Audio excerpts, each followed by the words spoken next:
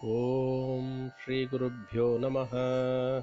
தென்னாருடைய பெரிவா போற்றி, எந்நாட்டவர்க்கும் இறைவா போற்றி. சர்வஜ்ஞா சர்வவியாபி பெரிவா சரணம். மாயப்பிறப்பருக்கும் மகாபெரிவாடி போற்றி. ஓம் ஸ்ரீ மகாமகணபதகே நமஹ. ஸ்ரீ சந்திரசேகராமிர்தம் அமிர்ததாரை 101. தெய்வத்தின் குரல் 3ஆம் பாகம். அதிகாரம் சமூக தனி வாழ்க்கை நெறிகள். தலைப்பு ஆச்சாரமும் ஆகாரமும். இன்றைய உபதலைப்பு வடதேச வழக்கின் உயர்வு. நாம் நம்மை விட அனாச்சாரக்காரர்கள் என்று நினைக்கும் வடக்கத்திக்காரர்கள்தான் அநேக விஷயங்களில் நம்மை விட நல்ல சாஸ்திர வழக்குகளை அனுசரிப்பவர்கள் ஆக இருக்கிறார்கள். சுதந்திரம் வந்த பிற்பாடு அங்கேயும் ரொம்ப க்ஷீண தசை என்றுதான் சொல்கிறார்கள். ஆனால் சமீப காலம் வரையில் நான் தெரிந்து கொண்டதில் அவர்களிடம் பல நல்ல அம்சங்கள் இருக்கின்றன. ஆகார விஷயம் அதில் ஒன்று. இத்தனை புளி, மிளகாய், பெருங்காயம் என்று நாம் வைத்து கொண்டிருப்பது போல அங்கே இல்லை. இதெல்லாம் ராஜசத்தில் சேர்ப்பதுதான். இதில் பெங்காலை குறிப்பாக சொல்ல வேண்டும். மத்ஸ்ய பிராமணாள் உள்ள ஊராட்சே என்றால் அந்த மத்ஸ்யம் உண்ணும் பழக்கம் முன்னேயே சொன்னார் போல ஒரு நிர்பந்தத்தில் ஏற்பட்டது. நாங்கள் பெங்கால் போயிருந்தபோது அவர்கள் ஆகார வசதிகளுக்கு ஏற்பாடு செய்திருந்தார்கள். அப்போது பெரிய முகாமாக மடத்து ஜனங்கள் போயிருந்தோம். அவர்களும் சளைக்காமல் 400-500 பேர் சமைத்து சாப்பிடுவதற்கு வேண்டிய சாமான்கள் கொண்டு வந்து வைத்திருந்தார்கள். ஆனால் அதில் புளி இல்லை. புளி இல்லாமல் நமக்கு ஏது சாப்பாடு? குழம்பு, ரசம் எதுவானாலும் அதுதானே முக்கியம். அவர்களுக்கோ கோதுமையும் டாலுக்கு பருப்பும் இருந்தாலே போதும். பெங்காலிகள் அரிசி சாதம் சாப்பிடுவர்கள் தான் என்றாலும் ரசம் குழம்பு போட்டுக்கொள்ளாதவர்கள். அதனால் அவர்களுக்கு புளியே தேவையில்லை. நாங்கள் புளி வேண்டும் என்று கேட்டோம். உடனே எங்கேயோ 4-5 மைல் போய் அங்கே இருந்த புளிய மரத்திலிருந்து கொஞ்சம் பச்சை காயை பறித்து கொண்டு வந்து கொடுத்தார்கள். அவர்கள் கொண்டு வந்த ஸ்வல்ப புளியங்காய் இங்கே மட்டத்தில் வைக்கிற அண்டா சாம்பாருக்கு சமுத்திரத்தில் பெருங்காயம் கரைக்கிற மாதிரி தான் ஆகியிருக்கும். இத்தினூண்டை வைத்துக்கொண்டு என்ன பண்ணுவது? இன்னும் ரொம்ப வேணுமே என்று சொன்னோம். உடனே அவர்கள் பரிகாசமாக, கியா ஆப் இம்லி காத்தே ஹே யா சாவல் காத்தே ஹே? நீங்கள் புளியை சாப்பிடுகிறீர்களா அல்லது அரிசி சாப்பிடுகிறீர்களா என்று கேட்டார்கள். பெங்கால் மாதிரி மத்ஸ்ய சம்பந்தம் கூட இல்லாமல் ராஜஸ்தானம், குஜராத், சௌராஷ்டிரா, கட்ச், மத்திய பிரதேஷ் ஆகிய ராஜ்யங்களில் எல்லா ஜாதியாரிலுமே மரக்கறி உணவுக்காரர்கள் ஏராளமாக இருக்கிறார்கள். டெராடோன் மாதிரி இடங்களில் பிராமணன் கூலிக்காரன் முதுகிலே பெட்டி கட்டி கொண்டு அதில் வெள்ளைக்கார துரையை உட்கார்த்தி வைத்து கொண்டு போவான். ஆனால் வழியில் வாயிலே பச்சை தண்ணி விடமாட்டானாம். போக வேண்டிய இடத்துக்கு போய்விட்டு ஸ்நானம் பண்ணி தன் ஆகாரத்தை தானே சமைத்துத்தான் சாப்பிடுவான். தர்வான், வேலைக்காரி முதலியவர்கள் கூட எஜமானன் வீட்டில் நாயாக உழைத்தாலும் அந்த வீட்டு சாப்பாட்டை சாப்பிடுவது கிடையாது என்பதே வடதேசத்து வழக்கம்.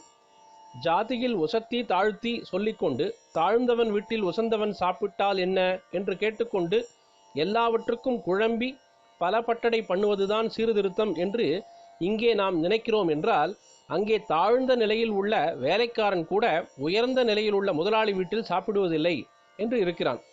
இப்படி ஜாதிக்காக இல்லாமல் ஸ்வயம்பாகம் என்ற நியமத்துக்காக என்று வைத்து கொள்ளும்போது சண்டையும் இல்லாமலேயே இருக்கிறது. வடக்கே சம்பந்திகள் வீட்டில் கூட ஜன்மத்திலேயே ஒரு நாளாக கல்யாண தினத்தன்று மட்டும்தான் சாப்பிடுவார்கள். அவனவனும் தன்னை பியூராக வைத்துக்கொள்ள பாடுபட்டு கொண்டிருந்தாலே எல்லோருக்கும் க்ஷேமம். இதிலே ஒரு அங்கம்தான் பிரத்தியாரால் அந்த பியூரிட்டிக்கு கெடுதல் வந்துவிடப் போகிறதே என்று ஜாக்கிரதையாக அவர்களுடைய ரேடியேஷன் ஆகாரத்தில் ஏற்படாமல் தன் சாப்பாட்டை தானே பண்ணிக்கொள்வது. சாப்பாட்டு விஷயத்திலே ஜாதி முதலான அம்சங்களுக்கு இடமே இல்லை. இந்த சமத்துவத்துக்காக யார் சமைத்தாலும் எல்லோரும் சாப்பிட்டாக வேண்டும் என்று பண்ணி ஜனங்களின் பர்சனல் பியூரிட்டியை பாதிக்க வேண்டாம். ஜாதி கூடாது என்று ஆரம்பித்ததிலிருந்து இப்படி சம்பந்தமில்லாத விஷயங்களிலெல்லாம் கூட ஜாதியை கொண்டு வந்து அதில் அபேதவாதத்தை நிலைநாட்டுவதே எல்லாவற்றையும் விட முக்கியம் என்பதாக விஷயம் தெரிந்து கொள்ளாமல் செய்து வருகிறார்கள். ஒருத்தர் சமைத்து இன்னொருத்தர் சாப்பிடுவது என்கிற போது சாஸ்திரத்தை பார்த்தால் ஒரு விதமாய் இருக்கிறது, சீர்திருத்தக்காரர்கள் சொல்வது இன்னொரு விதமாய் இருக்கிறது. மேல் ஜாதி கீழ் ஜாதி என்று தப்பாக நினைத்து கொண்டு நீ சாப்பிடலாம் நீ சாப்பிடக்கூடாது என்று வித்தியாசம் பார்த்தால் சிலருக்கு கஷ்டமாய் இருக்கிறது. இதிலே மேலும் இல்லை கீழும் இல்லை. அவரவர் காரியம் ஒழுங்காக நடப்பதற்காக அந்தந்த காரியத்துக்கு அனுகூலமாக நியமங்களை வித்தியாசம் செய்திருக்கிறது. வித்தியாசத்தை எடுத்தால் எல்லாம் கலந்து குழம்பி போய்விடும் என்று நினைக்கிறவர்களுக்கோ சமத்துவம் என்று சொல்லப்படுகிறதை பின்பற்றினால் கஷ்டமாயிருக்கிறது. அதாவது எவர் பண்ணி போட்டாலும் எல்லோரும் சாப்பிடலாம் என்றால் சிலருக்கு கஷ்டமாயிருக்கிறது. சாப்பிடக்கூடாது என்றால் சிலருக்கு கஷ்டமாயிருக்கிறது. கஷ்டம் என்கிறது சண்டையாக மாறிவிடுகிறது. காரியத்துக்காகத்தான் ஜாதியே தவிர சண்டைக்காகவா வைத்திருக்கிறது? அதுவும் சாப்பாட்டிலே சண்டை என்றால் வேதனையாய் இருக்கிறது. இதற்கெல்லாம் ஒரே சொல்யூஷன் ஸ்வயம்பாகம்தான் என்று தெரிகிறது. மேல் ஜாதியா கீழ் ஜாதியா என்ற கேள்விக்கே இடமில்லாமல் the question does not arise என்பது போல இந்த விஷயங்கள் எழும்புவதற்கே இடமே தராமல் அந்தந்த ஜாதிக்காரனே சமைத்தாலும் சாப்பிடுவதில்லை, அம்மாவோ அகமுடையாளோ பண்ணினால் கூட தொடுவதில்லை, அவனவனும் தன் கையால் தான் பண்ணிக்கொள்ள வேண்டும் என்று வைத்து விடுகிற நியமமே சொல்யூஷன். எவன் தொட்டு சாப்பிடலாம், எவன் பார்த்து சாப்பிடலாம், எவனோடு சாப்பிடலாம் என்கிற கேள்விகள் இருக்கிற வரையில் சாஸ்திரம் ஒன்றாகவும் சீர்திருத்தம் இன்னொன்றாகவும் இருந்து கொண்டு சண்டைதான் வரும். அதனால் எவனுமே தொடாமல் அவனவனே சமைத்து கொண்டு எவனுமே பார்க்காமல் எவனோடும் சேர்ந்து உட்காராமல் தனித்தனியாக போஜனம் பண்ணிவிடுவது உத்தமம். காகம் கரைந்துண்ண கண்டீர் என்கிறார் போல சேர்ந்து சாப்பிட வேண்டும் என்றிருந்தால் பழங்கள் பானங்களை சேர்ந்து சாப்பிடலாம். மற்றவர்கள் சமைத்து கொள்ள உணவு பண்டங்களாக கொடுப்பதே விருந்துபச்சாரம்தான். அப்படி பண்ணலாம்.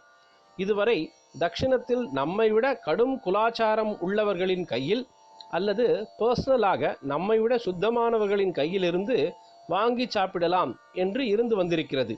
வடக்கேயோ இதுவும் கூடாது, கிசான் ஆனாலும் பண்டிட் ஆனாலும் அவனவனே சமைத்து கொள்ள வேண்டும் என்று வைத்து கொண்டிருக்கிறார்கள். இதிலேயும் ஒரு நல்ல அம்சம் இருக்கிறது. நம்மை விட சுத்தர்கள் கையில் சாப்பிடலாம் என்பதனாலேயே நாம் அவ்வளவு சுத்தியாவதற்கு பிரயத்னப்படாமலே இருந்து கொண்டிருக்கலாம் என்பதற்கு இடம் கொடுத்து போகிறது. ஸ்வயம்பாகம் என்று வைத்து நம்முடைய அசுத்தி நாமே பண்ணிக்கொள்கிற சாப்பாட்டினால் நமக்குள் மேலே மேலே போய்கொண்டே இருக்கும்போதுதான் இப்படி நம்மை கெடுத்து கொள்ளக்கூடாது என்று நினைத்து நம்மை சுத்தப்படுத்தி கொள்வதற்கு பிரயத்னம் செய்வோம். சாப்பாடு பண்ணி போடுகிறவனின் சுத்தம் சாப்பிடுவனுக்குள் போகிறது. நாம் சுத்தனாக வேண்டும், அதே சமயத்திலே நம் சாப்பாட்டை நாமே பண்ணி கொள்ள வேண்டும் என்றால் அப்போது நாம் சுத்தமாக ஆவதற்கு முயற்சி பண்ணத்தானே செய்வோம். சுவாமி பிரசாதம் குரு பிரசாதம் தவிர ஸ்வயம்பாகம்தான் என்று ஆக்கி கொண்டு விட வேண்டும். இதனால் ஒரு டிசிப்ளினும் உண்டாகிறது.